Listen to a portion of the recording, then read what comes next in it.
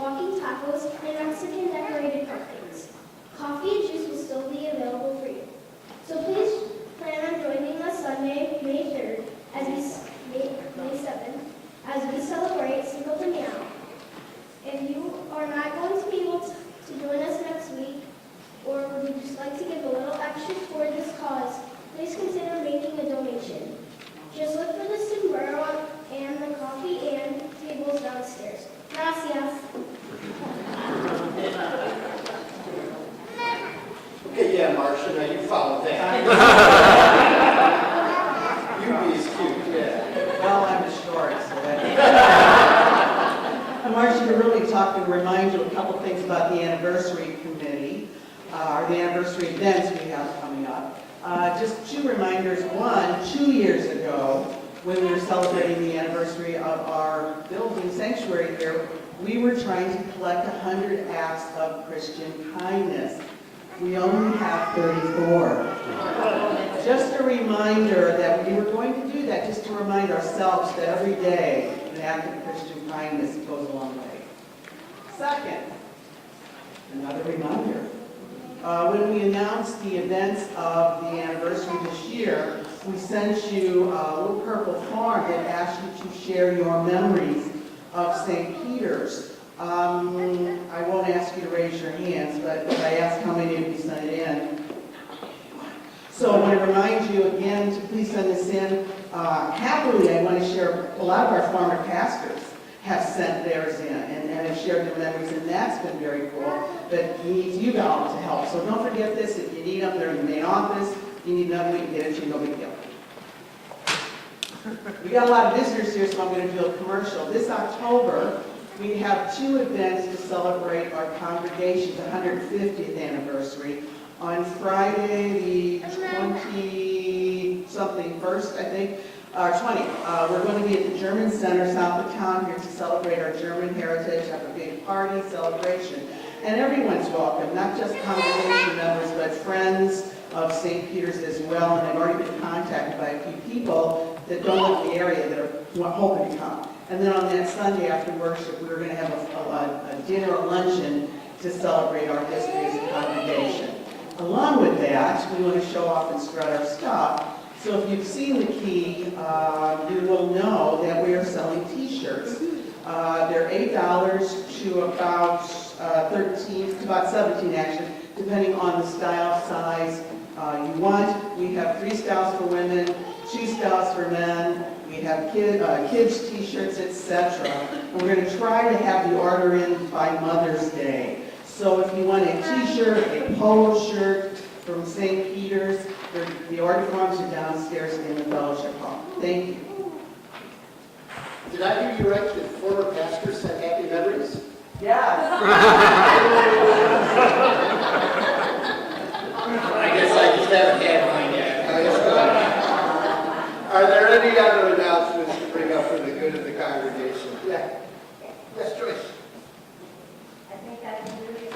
I had great plans of printing out the lyrics to my prelude, which is a Bach number that I love, and it won't mean anything to anybody. Awake, thou wintry earth. But I'd like to read these to you before I play it, and maybe while you're listening, you can think about what a beautiful season this is, the Easter season. Joyce, if you're going to read it, why don't you go, we'll bring in a microphone so everybody can hear it.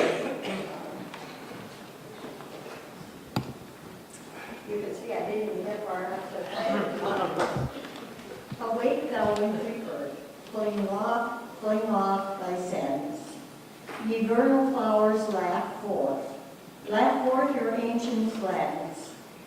A new and lovely tale throughout the land is sped. Floats o'er hill and dale to tell, it floats o'er hill and dale to tell that death is dead. Thank you. Anything else? Well then, Holy One, open our hearts to your comforting presence, that we may bear your light in this world.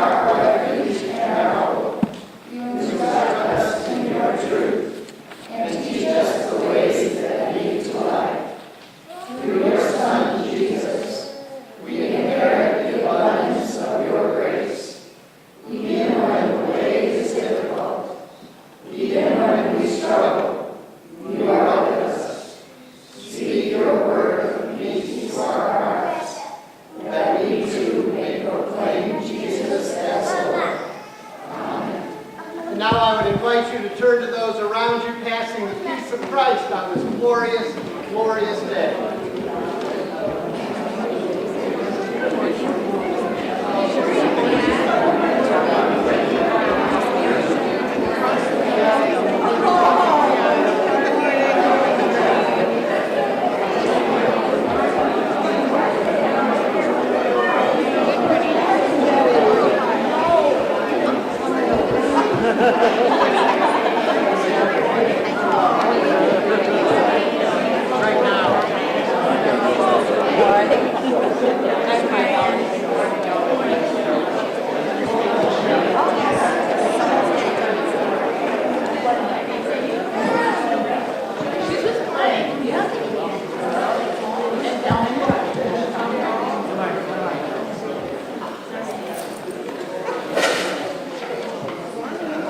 And as you're being seated, the ladies will be coming, ladies and gentlemen will be coming around you, passing the bucket for our Bang the Bucket collection.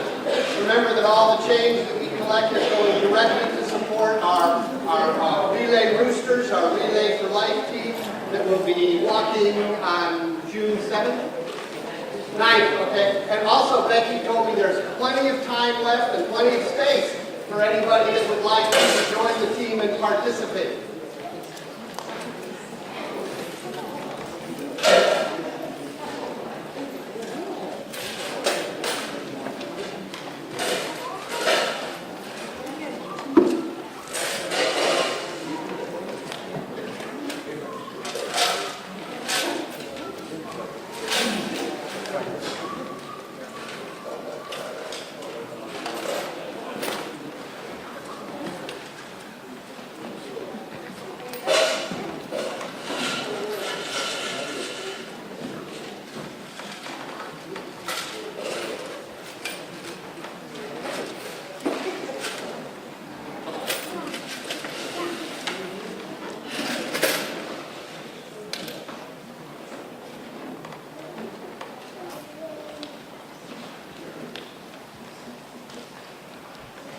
We come now to that time in our service of worship where we have the opportunity to lift up and to share with each other our concerns and our joys.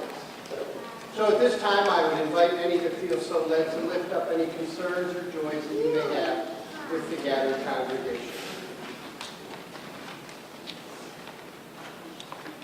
We got a mic? Okay. Wait a minute, Marty. Well, I'll share one while they're waiting for you, okay?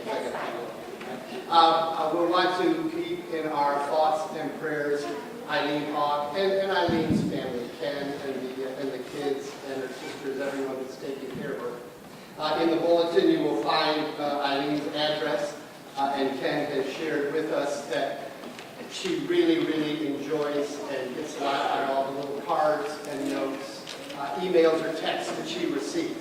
So if you get a moment, I would invite you just to drop a little note in the mail to her to let her know that we are all thinking about her and that she and her family are in our thoughts and prayers during this time. Lord, in your mercy. Okay, I'm going to start out with the joy, the praise. My girlfriend, as you all know, Connie Hoekstra, is starting her new job tomorrow. She is so beyond excited to start this new chapter in her life. She wants me to thank everyone for their prayers, their good thoughts, and those who have helped her in order to keep her home and feed her cats and dogs during this very difficult time. And she just wanted me to pass on a thank you. My other is asking Travel's Mercies for Cheryl and her family on their journey home today, and also for her cousins who are going to different parts of the country.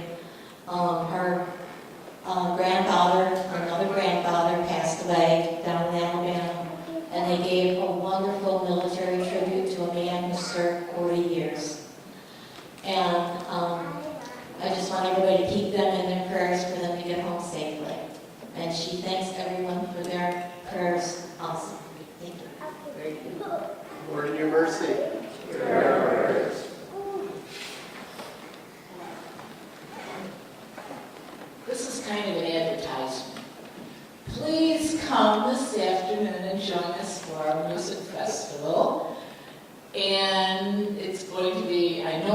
6 churches that are participating.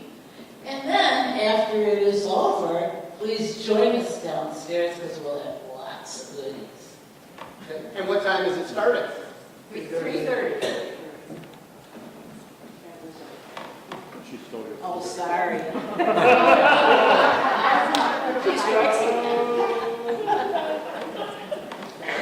I don't know if it's a joy or concern, but it's just with memories. Today, in 1955, it was a Saturday. It was my mother's 50th birthday and Fritz and my wedding day. And good memories, sometimes not so good, but overall, I survived. Thank you, Ilse. Lord, in your mercy. Well, while we have someone that is sharing memories of a anniversary of their wedding, today we have 2 folks that are truly celebrating the anniversary of their wedding, 68 years. John and Norma Schneider.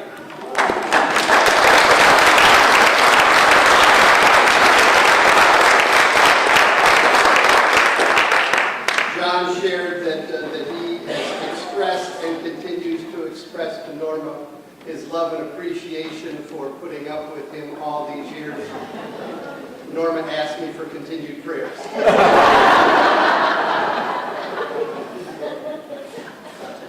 So for their celebration, Lord, in your mercy. Anyone else? We just got back from Michigan where we celebrated the wedding of my youngest cousin Laura with her new husband Kyle. Send ring bearer, he did a phenomenal job. But even more proud, Stan is now cooking on the party.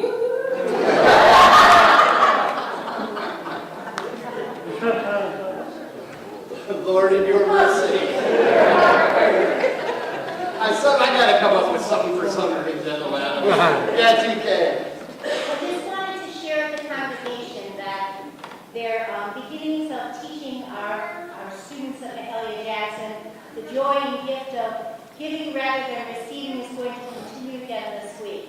They are taking the entire middle school to feed our starving children in Libertyville. So the children will have an opportunity to make packages of food for third world countries, and I think it's going to be a very eye-opening experience for our kids. So thank you for what you've started. Continues to grow. Thank you. Thank you for all that you do with the children. Lord, in your mercy. And with, I keep hearing children and yelling and talking and stuff. I'm going to put this in next month's key. It's on the Facebook, and if you get my Facebook, you'll see it. It's just basically a little note. It's a little kid standing on the pew, just kind of, and the note is, if you don't hear this in church, okay,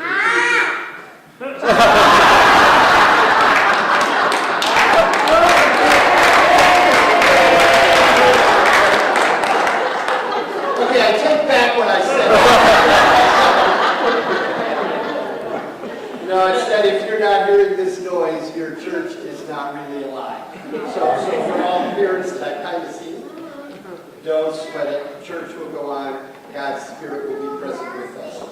Last, do we have anybody else? Well, I would just like to take a few minutes to remember one of our family that passed a few weeks ago, Arlene Nissen. Yesterday we had a very, I think, wonderful celebration and memory of Arlene's life and committing her ashes to the earth. Arlene meant a lot to a lot of people, obviously, first and foremost, her family. But not very far behind was her church and her church family. She was an integral part of the life of St. Peter's United Church of Christ and served many, many years in a variety of capacities to be Christ's Spirit wherever she could be.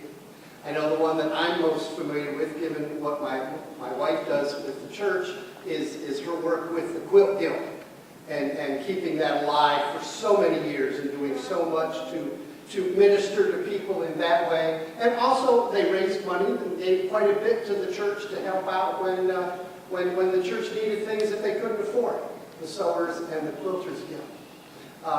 We will want to continue to remember Arlene in our thoughts and prayers. I know in my time visiting with her, sometimes I came after she had her stroke, and sometimes the conversation was a little one-sided, but she always appreciated the time and the visit and the communion. But I know 2 or 3 times my wife went with me, and as soon as she found out what Kathy did, it was almost like a light switch went on, and she was able to talk about the quilting and the sewing and that aspect of the ministry. And I know that a number of times, a few of the ladies from the Quilt Guild got together and went just to visit her and to share what they were doing and how they were keeping that ministry that was so important to Arlene alive. She will be missed. She will continue to be loved. And as I shared with the family as we were committing the ashes, as I do, that I have absolute and complete certainty that when she took her last breath here on earth, it was followed by her first breath in heaven, where she had the opportunity to be in the presence of her Savior and of her Creator God. And I know that God looked down upon her and said, "Welcome home. Welcome home, my beloved sister, my beloved daughter. Well done, my good and my faithful servant." Let us continue to remember Arlene in our thoughts and to continue the spirit of giving and sharing that was so much a part of her life, her family, and her ministry here at St. Peter's United Church of Christ. Lord, in your mercy. Let us bow our heads now to take these concerns and these joys, the concerns and joys of our hearts, and bring them to God in prayer.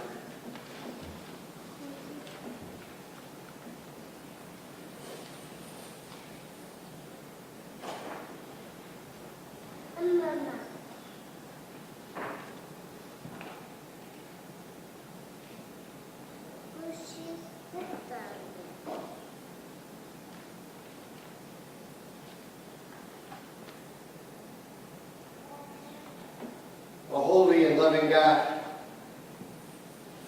God who is with us from the beginning of our lives to the end of our lives, and with us as we enter into eternal life. We begin by giving you our thanks for this glorious, glorious morning that we woke to. Glorious not because of the weather, but rather because it gives us the opportunity to gather here. In this place created to be a sanctuary, a safe place where all can gather, where all can worship, where all can serve. We give you thanks for our church family, for those that we gather with to offer our thanks and our praise. Those whom we gather with to join together to serve in so many different ways. And for those that we gather with to celebrate. For times of fellowship and joy and laughter. God, on this day we give thanks for this body of believers called together. As we gather today, we realize that we truly are running the gamut. That we have the voices of our young, of our children, gathered here with us to begin to learn their place in this body and in your kingdom. Those of us that have been around a little while. Those of us that are celebrating memories of wedding days. Those of us that are celebrating decades of marriage and the love respect than it shows. We gather as a body to say goodbye to our beloved sister Arlene. And knowing that life does not end when our bodies cease to work, but rather then our lives are truly beginning. Our eternal life with you, with our Savior and your Spirit, gathered with those that have gone before and waiting and preparing a way for that time when we will all gather together in that one place where you are, God. Holy One, help us to have the strength and the courage of our faith, and to go out and share these gifts and your presence out into a world that is truly, truly in need of more love and joy, of hope and respect, of justice and of compassion. Help us to be your voice and your presence, sharing all of these as you have shared them with us. Now, God, we bring this prayer to you this morning as we have shared with you our concerns and our joys, those given voice, and those that each one of us have shared quietly and privately with you. And we do so when we pray together in one voice. Our Father, who art in heaven, hallowed be thy name. Thy kingdom come, thy will be done, on earth as it is in heaven. Give us this day our daily bread, and forgive us our debts, as we forgive our debtors. And lead us not into temptation, but deliver us from evil. For thine is the kingdom, and the power, and the glory forever. Amen. The reading today is from the book of Acts, chapter 2, verses 42 through 47. The new converts devoted themselves to the apostles' teaching and fellowship, to the breaking of bread and prayers. Awe came upon everyone, because many wonders and signs were being done by the apostles. All who believed were together and had all things in common. They would sell their possessions and goods and distribute the proceeds to all, as any had need. Day by day, as they spent much time together in the temple, they broke bread at home and ate their food with glad and generous hearts, praising God and having the goodwill of all the people. And day by day the Lord added to their number those who were being saved. Hear what the Spirit says to the church.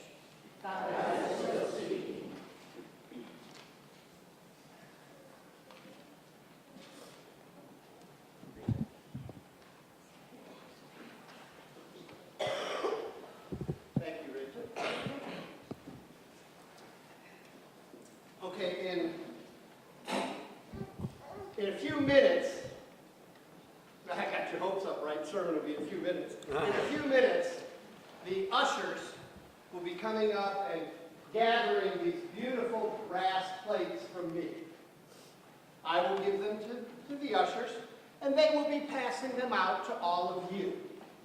Now, quite often, anybody in a church here, well, we don't want things to change. We want to go back to the old way. We want to keep it the way that it was. I am all in favor of that. So with that being said, we're going old school, and I just want you to empty out the contents of your wallet and put it into the plates. If you have a debit card, give us the PIN. All right? And then next week, come prepared with any deeds, stocks, insurance policies that you might have to sign over to the church. not to me, to sign them over to the church. Everything. Car titles, take them to one of those loan places, get your money and tell them, keep the car, I just want the cash. Because I'm going to give all of that to the church. Because my church goes back to the way it used to be in the old days. All right, can I get an amen? Well, that was considerably less than enthusiastic. Man. But that's what it says. They gathered with the apostles and they would sell their possessions and goods and distribute the proceeds to all as they had need. So please, don't be afraid. When you give us everything that you have, we will make sure that you have enough to eat, that you have enough clothing to make it through the day, and we will make sure that you are all supplied with some place to keep the inclement weather off your heads. Right? Well, I mean, what more do you need? We will take care of that. So now can I get an amen? Amen. Now, Paul, you're just sucking up. Because Paul's already looking for the exit. Things have changed considerably in the millennia since this occurred. But I think that it is important for us on a regular basis to look back at how this is the way that the church started. This is what the church was created for. For people to come together as one. To be taught. Which means to learn. Which also means to grow in their faith, in their understanding of what it means to truly strive to be a faithful disciple of the risen Christ and the living God. And for these people, it meant going in all the way. This is this is totally communal. This is not capitalism, this is not socialism, this isn't even communism. This is the Christian way that it started. That you shared everything. Because they were so close to the time of Jesus that they were hearing from the disciples and from others that followed Jesus. They were hearing the way that he lived and the way that they lived. Relying completely and 100% on the trust in God that they had.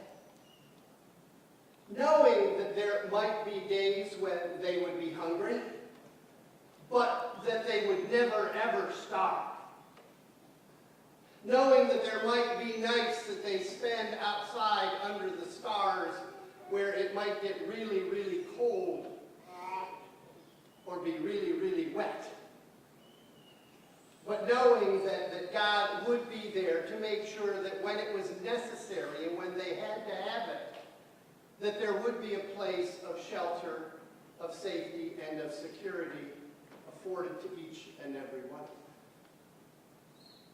One of the other things to keep in mind that is never really pointed out here, I think, the way that it needs to be pointed out, who were the first followers of Jesus? You see, most people don't know. And quite frankly, I didn't know either until I started reading books. The first followers of Jesus, in earnest, were poor people. Because that's who Jesus went to and ministered to. To the poor, to the marginalized, to those cast aside by the prevailing culture and society. People that did not have much to begin with. So by pooling all their resources, well, all of a sudden, they found out that each one of them had more when they shared than if they stayed alone and tried to do it by themselves. This notion of how the church works from the very beginning, it did not last very long, as most of us can probably understand why. Paul came along, love Paul, church probably wouldn't be where it is today without Paul, but Paul came along and he started witnessing to and preaching to everybody, especially the Gentiles. And Paul started talking to some people that really had quite a bit behind them by way of material resources. So if we've got 10 of us here, and we're going to start this Christian commune, because that's what it was. And all of a sudden, Judy hears Paul preaching. Now, Judy was left by her husband just all kinds of money, and part of what Judy was left was this business that could dye fabric purple. The only very, very wealthy people would be able to do that because only royalty could wear purple, and only the emperor. So by Judy having this monopoly, Judy had a lot more than the 10 of us put together. So Judy comes in and says, hey, Judy's going, yeah, I wish, yeah. You were just right in front of me, that's all. So nobody will ever sit there behind Bruce again. So Judy comes in and she says, oh, I've been hearing this preaching and this teaching. I want to be part of your new church. And we say, Judy, that is absolutely wonderful. Sell everything you've got and give it to us. And Judy says, is there a Buddhist colony anywhere close by? Because I'm not sure I want to get into this, because now y'all got nothing. I've got everything. Why should I share it with you? And it was at that time when the message began to go out to those who were not peasants, who were not destitute or made alien in their own land. It was then that this notion of how the church was called to be fell apart very, very quickly. Until it came to the point that we are this day, we as the church universal. And as the church universal, and quite frankly, in more specific terms, as the church, and I'm talking Big C All Church, in the United States, we have lost this sense of real community, of real responsibility to the other. And not just to those that are within our sacred family, but more so to all of God's children that exist out there in the world. We have gone from a time of we will sell and share everything to a time of, okay, how much can I give, but really not know that I'm giving because it doesn't impact my bottom line. We have gone from that way as individuals to becoming that way as churches. And all too many of us are ruled. And all the decisions that are made are based almost strictly upon the financial and material resources that any specific congregation has available to them. So that we will help out, we will give, we will start new ministries, only up until the point that we begin to see it and eat away at what we have set for a rainy day. Because we want to see the church that's been going on for 150 years, we want to see it go for another 150 years. That means we have to have X amount of dollars at our disposal at any time. Now, I know that the church as it began in the time of Jesus' death didn't work that way, obviously. And I would be willing to bet, if we just look at our own beloved St. Peter's, that there were many, many, many times in the past where the congregation made decisions that really put them on the edge. That they went right to the brink, knowing that if something did not prove to be fruitful or successful, that the church, well, may not have enough left over to be the church. But they did it. They did it because they had a sense of trust in the promises of God. And they had a sense of oneness with all of God's creation.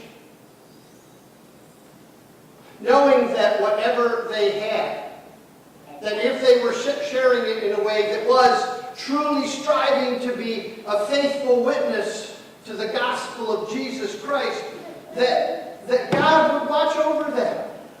That God would make sure that even if this didn't work out the way planned, that they would still be able to go on and to try other things. The vast majority of churches of the Protestant persuasion work from the same way. How much do we have? How much do we want to keep? And then we'll share from that. The thing that I keep going back to in this passage is that as these people shared everything, it ends with, and day by day, the Lord added to their number those who were being saved. The people out there, the community, they were seeing an entity, a body, a church, that was willing to share everything with anyone that was in need. And people saw that, and they wanted to be a part of that. Not just for how it might benefit them, but for how they might benefit other people. Not just how they may be blessed, but how they may be a blessing to other people. We, and when I say we, I mean Protestant denominations, because the Catholics, they have a whole different ball of wax. And I think we have some visiting Catholics, so I don't want to get into that, hurt anybody's feelings. But they just do it differently than we do it. We, as Protestants, we don't look at it that way. The vast majority of us look first and foremost at ourselves, at our bottom line, at how we can make sure that we are protected. And we will help, we will give, we will support, we will begin new ministries only up to that point. And then we'll go no further. Well, I also think that it's pretty telling that when we look at membership in the Protestant churches, that they are all, from the very liberal to the very evangelical, overall, are losing many, many more members a year than they bring in. There are more people out there in the world that want to be a part of something that shares, that gives, that trusts, that grows, and they don't see that in the churches. So they have become a community of believers known as nuns. Not the Catholic nuns, but N-O-N-E-S, nuns. They have none as far as it comes to denominational allegiance. They're the ones that say, I would rather be spiritual than religious. Because unfortunately, in our society and the way that we as the church have decided to live has turned people off. And one of the biggest things is the way we deal with the resources and the blessings bestowed upon us. This is not a specific St. Peter's problem, a UCC problem. This is a problem that permeates all of Protestants. And if we are to even consider remotely the possibility of a group of people being here in 150 more years, we really, really do have to reconsider what it means to be the church. What it means, quite frankly, to share. For us as individuals to share. And for us as a congregation to share. And by way of individual sharing, I'm not just talking giving and collection plate stuff. I'm talking about participating in new and exciting ministries. Looking for and bringing ideas and new opportunities for ways to reach out. Being active participants in the life of the church. Because the church, I don't care how many people you have on any given Sunday, if all the people do that come is be there on Sunday, the church will not be around very much longer. For it is only with a spirit of adventure, of a spirit of trust and promise in God, in a spirit of being able to walk right out to that brink. Those are the churches that are growing. Those are the churches that people want to be a part of. Those are the churches that are coming close as possible in today's society, to living the way the early church did. My prayer, my fervent prayer for us at St. Peter's United Church of Christ is that we will strive, that we will work to this understanding of who we are and whose we are. Truly, not just hearing the words, but actually trying to live the words. We are blessed so that we might be a blessing. That we might stretch ourselves. That we might reach out past the comfort zone that we have established. Realizing that when we live that way and when we minister that way, that we're basically saying, God, we don't trust you. We have to take care of ourselves. And we have to be ready for that rainy day. I know in my heart or I wouldn't be here, that is not the way that St. Peter's began, the way that St. Peter's lived, or the way that St. Peter's continues to live.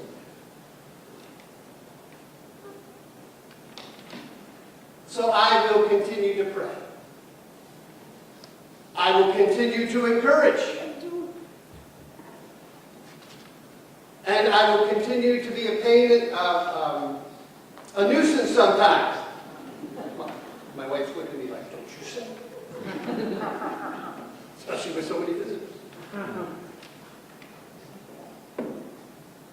To help us to hear the call to being faithful. To hear the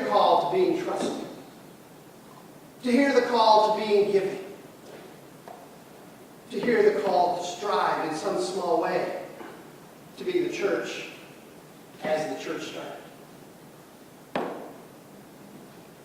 And if we are able to live this way, I have no doubt whatsoever, but that day by day, God will add to our number. More importantly, that God will add to our spirit. Amen. I would now invite all that are able to please stand as we join together in our hymn of response found on page 708, Blessed Be the Ties That Bind.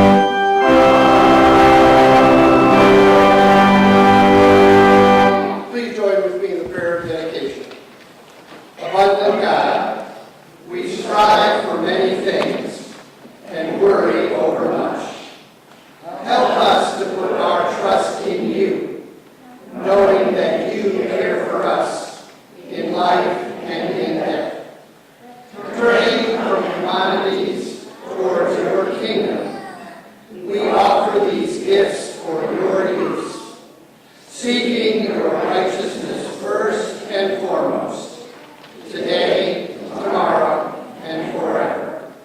In Christ's name, amen. And now I invite you to remain standing as we join together in our closing hymn that's found as an insert in your bulletin. They'll know we are Christians by our life.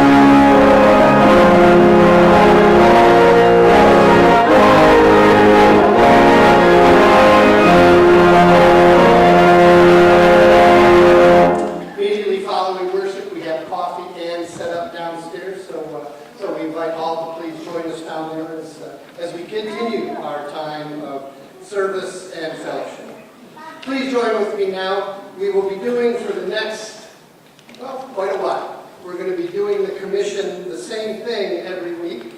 This is, for those that were at the meeting last week, this is the new, adopted by the congregation unanimously, vision statement for St. Peter's United Church of Christ. So I would invite you all to become familiar with it. It's short so that you can memorize it, so that when somebody said, oh, St. Peter's Church of Christ, what are you guys about? You will have it with you always. So please join with me. We go with God's blessings to become an open, loving, and welcoming community, striving to reflect God's love for all creation. And now may the God who loves and resurrects us give you a goodly portion of the Holy Spirit and new birth into new life and new hope. Amen.